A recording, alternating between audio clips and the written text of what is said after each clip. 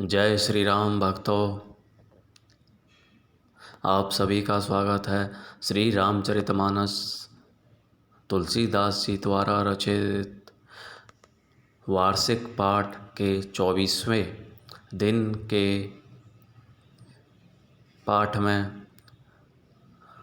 अभी तक हम 23 दिन का पाठ कर चुके हैं। आज हम प्रारंभ करेंगे 24वें दिन का पाठ। जिन भक्तजनों को पारायण विधि का पाठ करना है वे इन्फॉर्मेशन वाली प्लेलिस्ट में जाकर वहाँ से पारायण विधि का पाठ कर सकते हैं। पारायण विधि में हम सभी देव देवताओं का आह्वान करते हैं, उनको अपनी श्री रामचरितमानस सुनने के लिए प्रेरित निमंत्रण देते हैं, जिससे वे भी हमारी श्री रामचरितमानस में सम्मिलित हों और सभी का हमें आशीर्वाद मिले। तथा जिन भक्तजनों पे और भी कम समय में है तो वे वाचिक रूप से सभी देव देवताओं को याद कर लें, मन ही मन याद कर लें। तो शुरू करते हैं। जय श्री राम। तो जय श्री तुलसीदास जी, जय सरस्वती माता, जय श्री गणेशाय नमः, जय शिव शंभु भोलेनाथ। सभी गुरुजनों की जय। सभी देव देवताओं को आह्वान है, जय हनुमान, आपको आह्वान है कि आप हमारी श्री रामचरितमानस को सफल बनाएं और श्री रामचरितमानस सुने जहाँ भी हैं तथा अपना आशीर्वाद प्रदान करें। तो शुरू करते हैं। जय श्री राम। सुनत बचन बिहसे ऋष्य गृह संभव तव देह, नारद कर उपदेशो सुनी कहु बसे ओ किशोगे। मंगल भवनी मंगल हारी द्रवहु सुदशरथ अजर बिहारी। पार्वती जी की बात सुनते ही ऋषि लोग हंस पड़े और बोले, तुम्हारा शरीर पर्वत से ही तो उत्पन्न हुआ है, भला कहो तो नारद का उपदेश सुनकर आज तक किसका घर बसा है। दक्ष सुतन ने उपदेश नहीं जाई, तेने फिरी भविन उन देखा आई। चित्रकेतु कर घरु उन घाला, कनक कपिसी पूकर पुनि असहाला। उन्होंने जाकर दक्ष के पुत्रों को उपदेश दिया था, जिससे उन्होंने फिर लौटकर घर का मुंह भी नहीं देखा। चित्रकेतु के घर को नारद जी ने ही चौपट किया। फिर यही हाल हिरण्यकशिपु का हुआ। नारद सीख जय सुनहि नर नारी, अविसी होई तजी भविनु भिकारी। मन कपटी तन सज्जन चीन्हा, आपो सरिष सब ही चह कीन्हा। जो स्त्री पुरुष नारद की सीख सुनते हैं वे घर बार छोड़कर अवश्य ही भिखारी हो जाते हैं। उनका मन तो कपटी है, शरीर पर सज्जनों के चिन्ह हैं, वे सभी को अपने समान बनाना चाहते हैं।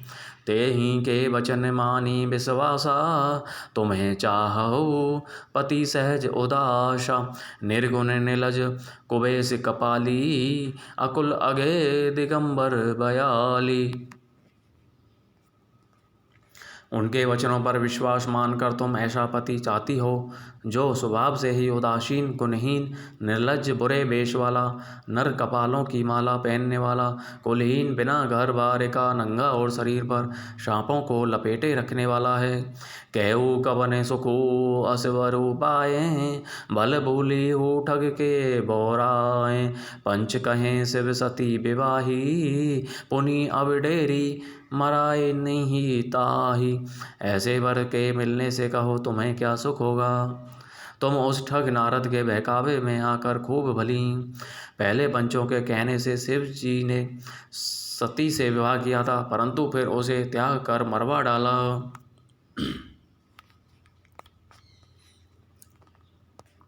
अब सुख सोबत सोचू नहीं, भीख मांगी भव खाही। सहज एका किन्हीं के भवन, कब हूँ की नारी खटाही। मंगल भवनी मंगल हारी, द्रवहु सुदशरथ अजर बिहारी। अब शिव जी को कोई चिंता नहीं रही, भीख मांगकर खा लेते हैं और सुख से सोते हैं। ऐसे स्वभाव से ही अकेले रहने वालों के घर भी भला क्या कभी स्त्रियां टिक सकती हैं। अज हूँ मान हूँ कहा हमारा, हम तुम्हें कहूँ वरु नीक विचारा। अति सुंदर सुचि सुखद सुशीला, गावहीं वेद जासु जस लीला।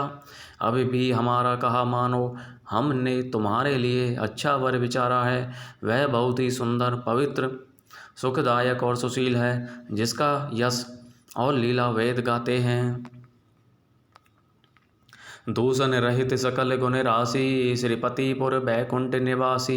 असबरु तुम्हारी मिलाओ आनी, सुनत बिहसी कह वचन भवानी। वह दोषों से रहित, सारे सद्गुणों की राशि, लक्ष्मी का स्वामी और वैकुंठपुरी का रहने वाला है। हम ऐसे वर को लाकर तुमसे मिला देंगे। यह सुनते ही पार्वती जी हंसकर बोली, सत्य कहे ओ गिरीश भव तनु एहा, हटने छोट छोटे बरु देहा। कनक पुनि पसान ते होई, जा रे हूँ सहजू ने परिहर सोई। आपने यह सत्य कहा कि मेरा यह शरीर पर्वत से उत्पन्न हुआ है, इसलिए हट नहीं छूटेगा।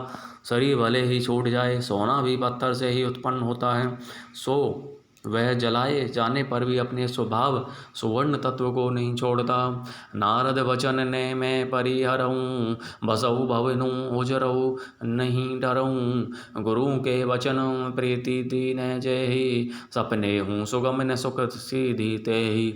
अतः मैं नारद जी के वचनों को नहीं छोड़ूंगी, चाहे घर बसे या उजड़े, इससे मैं नहीं डरती। जिसको गुरु के वचनों में विश्वास नहीं है, उसको सुख और सिद्धि स्वप्न में भी सुगम नहीं होती।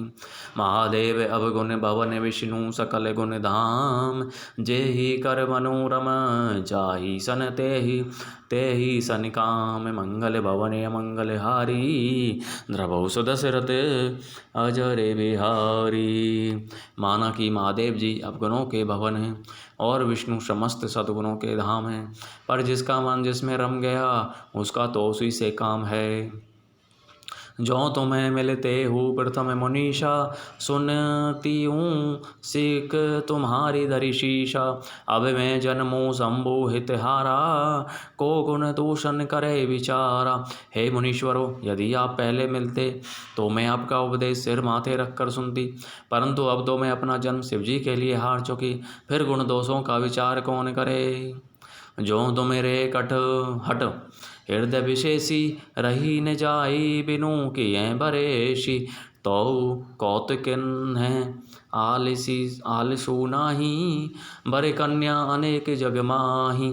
यदि आपके हृदय में बहुत ही हठ है और विवाह की बातचीत बरे की किए बिना आपसे रहा ही नहीं जाता, तो संसार में वर कन्या बहुत हैं। खिलवाड़ करने वालों को आलस्य तो होता नहीं, और कहीं जाकर कीजिए। जन्म कोटि लगी रगर हमारी, बरऊ शंभु ने तह रहूं कुआरी। तजऊ ने नारद कर उपदेशु, आपू कहीं सत्यवार महेशु। मेरा तो करोड़ जन्मों तक यही हट रहेगा कि या तो शिव जी को वरूंगी, नहीं तो कुमारी ही रहूंगी। स्वयं शिव जी 100 बार कहें तो भी नारद के उपदेश को न छोड़ूंगी। मैं पापरऊँ कही जगदम्बा, तुम्हें ग्रह गबनऊँ भव भयउ विलम्बा। देखी प्रेमू बोले मुनि ज्ञानी, जय जय जगदम्बिके भवानी।